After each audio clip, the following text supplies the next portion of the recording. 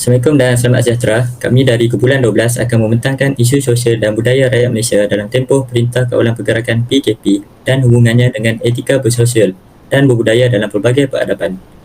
Antara masalah-masalah yang dihadapi terhadap isu sosial dan budaya adalah kerapuhan perpaduan di antara kaum. Yang kedua, kepadatan penduduk haram yang akan memecah belahkan rakyat. Dan yang ketiga, keharmonian dan kestabilan politik yang semakin bermasalah. Seterusnya, kita akan lihat objektif kajian yang telah dijalankan. Pertamanya, dapat mengukuhkan kembali semangat perpaduan antara kaum. Selain itu, mengkaji penerimaan masyarakat terhadap cuti perayaan. Dan yang terakhir sekali adalah menjamin keselamatan rakyat dalam negara sendiri.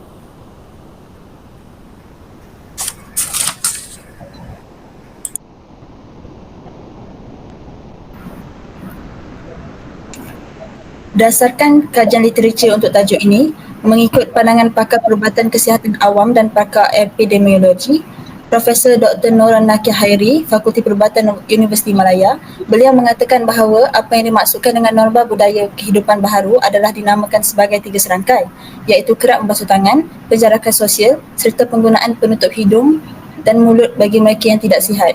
Walau bagaimanapun, cabaran yang masih dihadapi oleh seluruh rakyat Malaysia adalah cabaran dalam membiasakan diri dalam rutin kehidupan norma baharu, di mana seluruh negara masih dalam tempoh Perintah Kawalan Pergerakan PKP dengan operasi standard SOP yang ditetapkan. Dari segi sektor pekerjaan dan perniagaan, ramai individu hilang pekerjaan dan sumber pendapatan kerana perniagaan atau premis terpaksa ditutup. Dari segi pendidikan pula, para pelajar menghadapi pindaan sesi persekolahan dan ujian, kurang komunikasi lisan dan mempunyai akses internet yang terhad semasa sesi pembelajaran. Dari aspek keagamaan, tempat beribadah bagi setiap agama seperti masjid, kuil, tokong dan gereja tidak dapat digunakan. Seterusnya, kaedah penyelidikan yang telah dilakukan berdasarkan tajuk ini adalah yang pertama, pemerhatian. Metod pemerhatian adalah satu cara pengumpulan data dengan mengkaji secara langsung terhadap responden dan penyelidikan yang dilakukan dapat dirahsiakan. Metod ini adalah satu teknik penyelidikan yang sering digunakan. Kaedah pemerhatian ini sangat penting agar penyelidikan yang dijalankan adalah sewajar dengan kajian oleh para pengkaji. Yang kedua ialah pengedaran borang soalan sedik secara maya. Demi mencapai objektif kajian dan menjawab pernyataan kajian ini, pengkaji telah menghasilkan soalan-soalan yang akan diajukan kepada para responden dengan menggunakan Google Form dan soalan ini diedarkan melalui aplikasi WhatsApp dan Facebook. Pengedaran borang soalan sedik telah dilakukan di atas talian kerana teknik ini dilihat lebih berkesan dan menjimatkan masa pengkaji untuk mencari responden untuk menjawab soalan dan dalam masa yang sama ianya memudahkan responden untuk menjawab soalan yang diajukan. Kerana aplikasi tersebut merupakan aplikasi pesanan ringkas yang banyak digunakan pakai oleh masyarakat masa kini. Izhar membuktikan bahawa penggunaan aplikasi dalam talian adalah lebih praktikal, relevan dan mudah digunakan.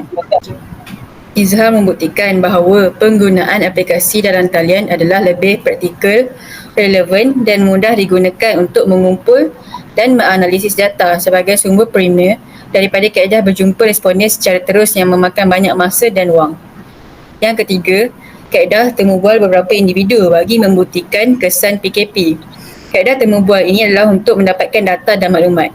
Kaedah temu bual dijalankan terhadap 2 orang rakyat Malaysia yang berbilang kaum dan akan dianalisa untuk mendapatkan persepsi mereka terhadap isu sosial dan budaya masyarakat Malaysia ketika PKP. Menurut pattern MQ pada tahun 1990 menyatakan 3 jenis teknik temu bual iaitu temu bual formal, temu bual tidak formal dan temu bual terbuka. Dalam kajian ini, pengkaji menggunakan temu bual berstruktur. Ini kerana penggunaan temu bual berstruktur bertujuan untuk mengumpulkan maklumat yang tepat seperti maklumat demografi, umur dan sebagainya. Manakala, temubual secara berstruktur bersifat fleksibel dan kaedah ini membolehkan responden menghuraikan apa yang difikirkannya kepada pengkaji.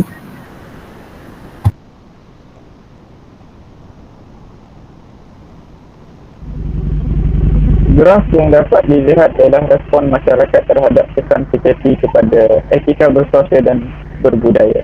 Berdasarkan graf-graf tersebut, rumusan yang dapat dirumuskan ialah sebahagian besar responden memahami tentang isu sosial dan budaya di negara Malaysia ketika dan sebelum pelaksanaan Perintah Kawalan Pergerakan PKP.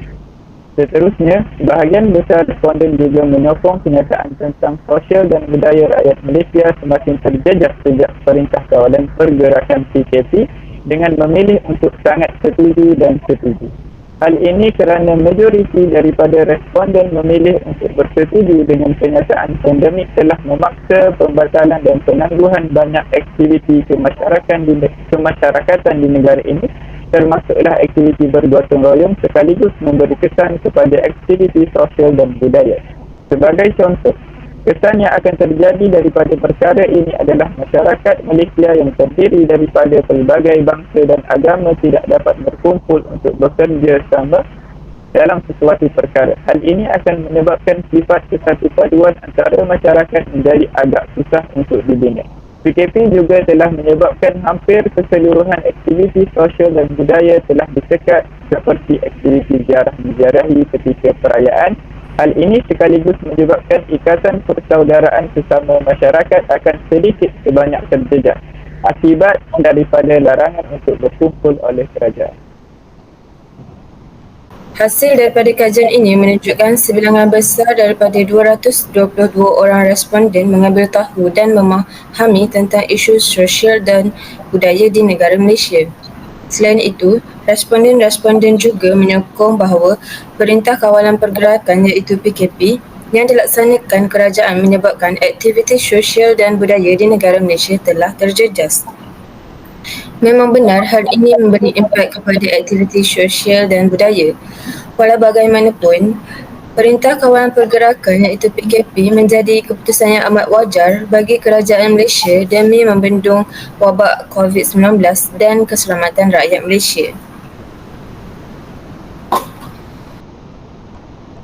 Sebagai kesimpulan bagi kajian ini, etika bersosial dan berbudaya dalam pelbagai peradaban dipengaruhi oleh pengukuhan antara semua bangsa di Malaysia melalui konsep kebudayaan yang sentiasa dihormati oleh setiap masyarakat.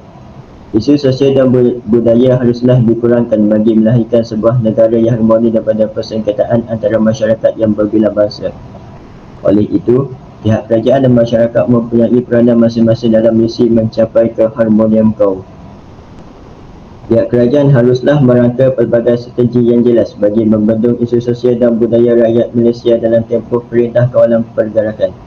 Contoh strategi yang dapat dijalankan adalah mengadakan program yang tema utamanya adalah semarak kebudayaan dan program ini melibatkan langsung semua kaum di Malaysia.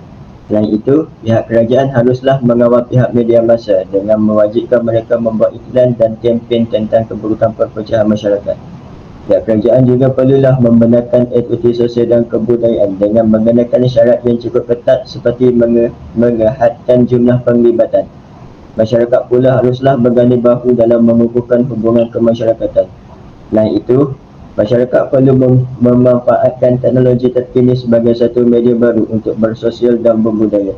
Contohnya telefon pintar yang mengandungi pelbagai aplikasi yang bertujuan untuk berhubung antara satu sama lain.